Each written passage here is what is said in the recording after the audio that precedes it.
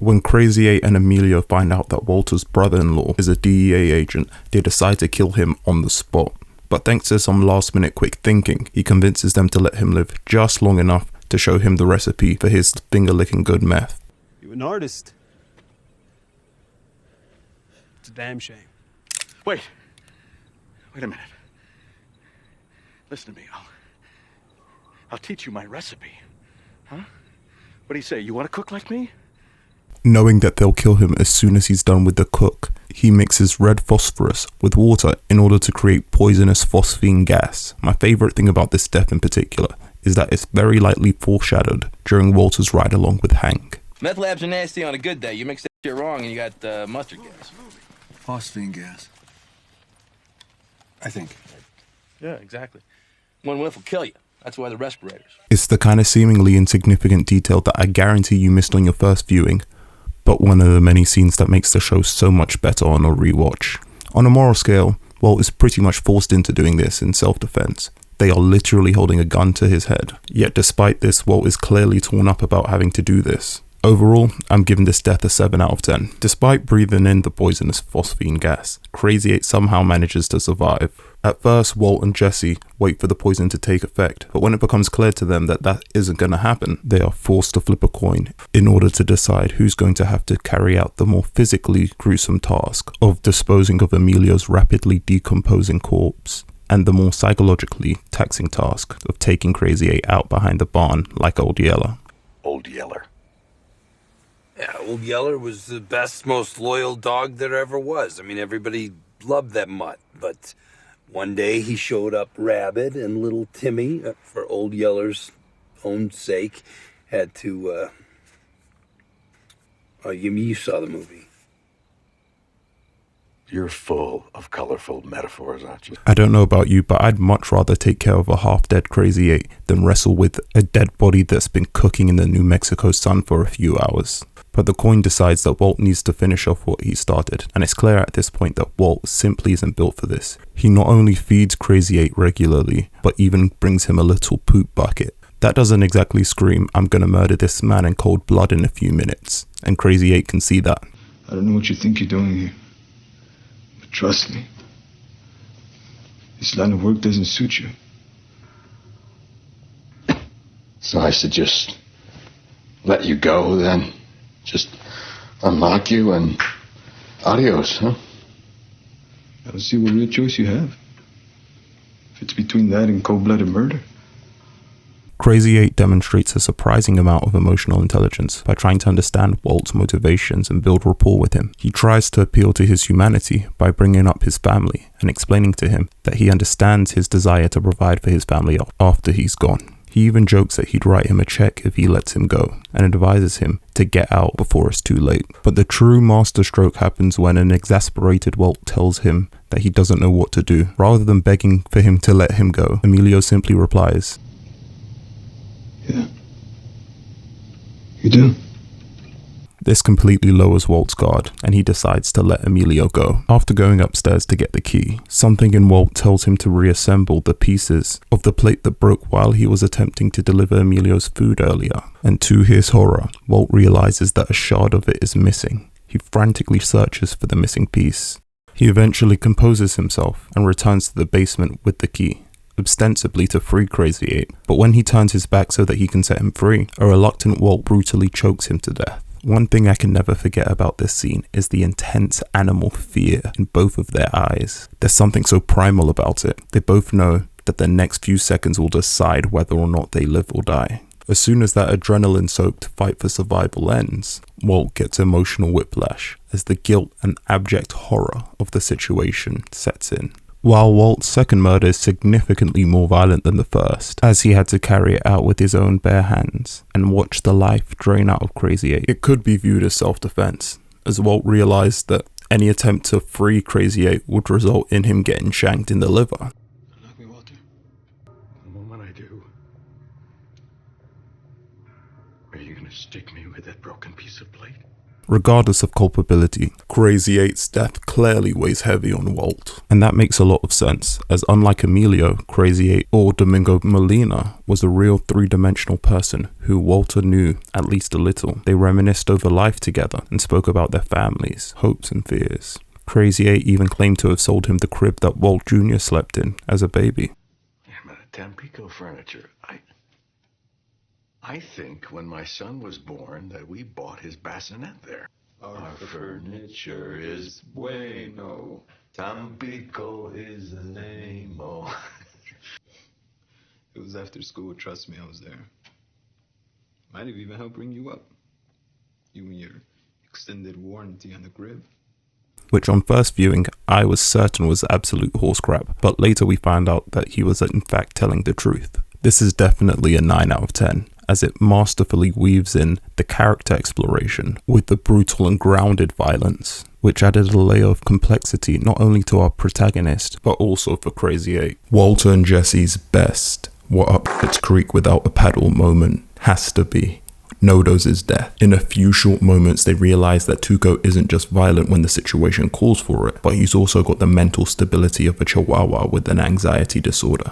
But let's take a few steps back and put this into proper context. After getting rid of Jesse's former distributors and then unsuccessfully trying to sell their product by themselves.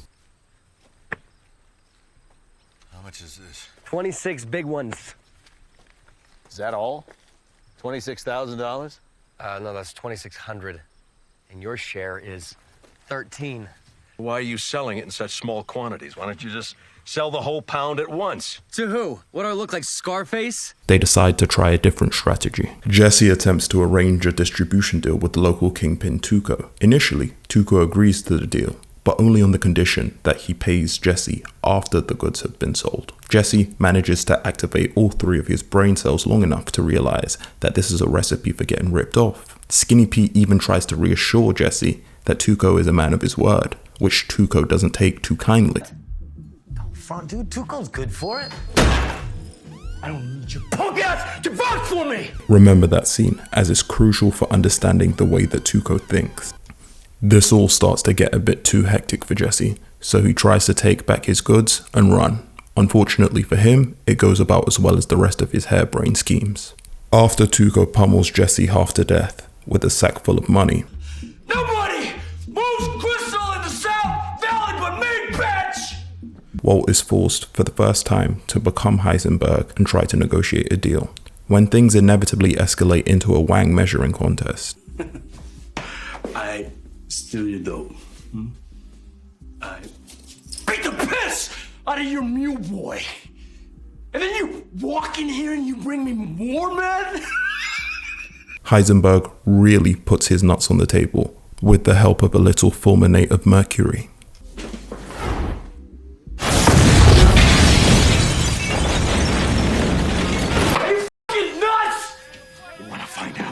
In what is probably the greatest game of chicken in TV history, Heisenberg forces Tuco into a mutually assured destruction situation where Tuco can either make a deal with him or they all die. And this is where Tuco reveals himself to be slightly more rational than he initially appears, as he calls off his goons Gonzo and Doze.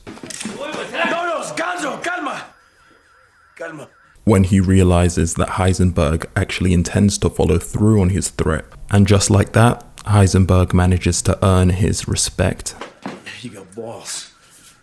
I'll give you that. All right. I'll give you your money. And possibly even fear. Off the strength of that, and their 96% pure product, they manage to make a deal. 1 pound is not gonna cut it. You have to take 2.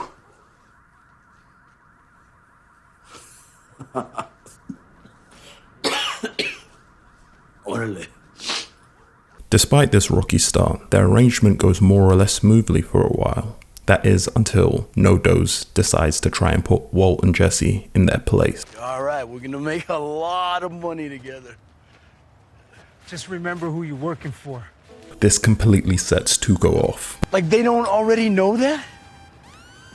Are you saying that they're stupid? No, I'm just saying. Okay, so you're not saying that they're stupid. So I don't understand. Are you saying that I'm stupid? Nah, come on, Tuco. I'm just saying. No, you're just speaking for me! Like I ain't got the goddamn sense to speak for myself! But fortunately, Walt manages to de-escalate things and a minor crisis is averted.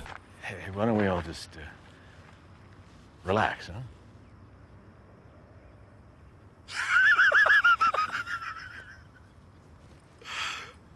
Heisenberg says relax.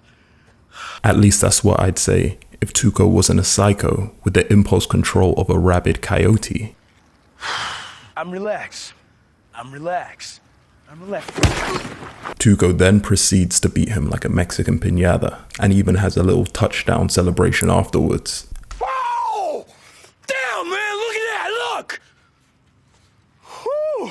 And on my first viewing, that's all there was to the story. Tuco hates being helped. As to his paranoid, meth-riddled mind, it implies that he needs help in the first place. This sets him into a blind rage, and so he beats up No-Doze. And while this is true, I think Walt telling him to relax is what ultimately sealed No-Doze's fate. Remember, he had already been cucked once by Heisen Chad. So allowing him to prevent him from disciplining one of his men is basically admitting that he's no longer in control, which is why he overcompensates with that unnecessary display of violence. It's all an elaborate intimidation tactic. That's why the very first thing to come out of his mouth is, Man, look at that, look!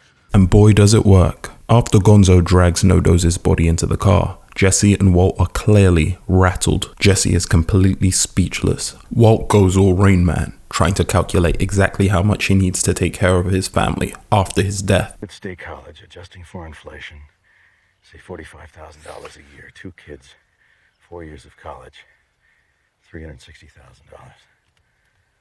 Remaining mortgage on the home, $107,000. But really, this is him just trying to distract himself from the horrors of what he saw. And also remember why he's risking working for a man who could beat someone to death for trying to help him. But before Walt and Jesse can drive home and cry in their respective showers, Tuco stops them. The soon-to-be corpse of No-Doze is having violent seizures. What the hell? What's wrong with him? What's the matter with you? You can't take an ass-beating, bitch! Oh, damn, Tuco. Shut up! And rather than doing anything as sensible as taking him to a hospital, he decides to try and make Walt and Jesse play nurse. Do something! You're smart, right?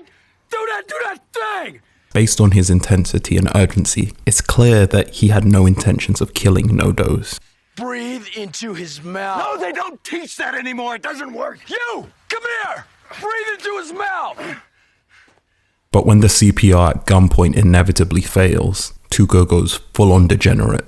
He's almost literally acting out the idiom of flogging a dead horse. Despite how much of a forgettable character No-Doze was, I've got to give this a 7 out of 10. Walt and Jesse's reaction is itself a timeless meme, and the entire situation made me look at Tuco in a completely different light. Not bad for a last-minute season ender that only happened because of the 2008 writers' strike. Fun fact, if it wasn't for that strike, both Hank and Jesse would have died in season 1. The most confusing death in Breaking Bad is definitely Gonzo's. On the surface, it's something straight out of Looney Tunes, but if you pay close attention, there's so much more going on than you realize. When Tuco calms down enough to stop beating a dead horse, he orders Gonzo to get rid of No-Doze's body by hiding it in the scrapyard. While it's clear that Gonzo would rather not do this.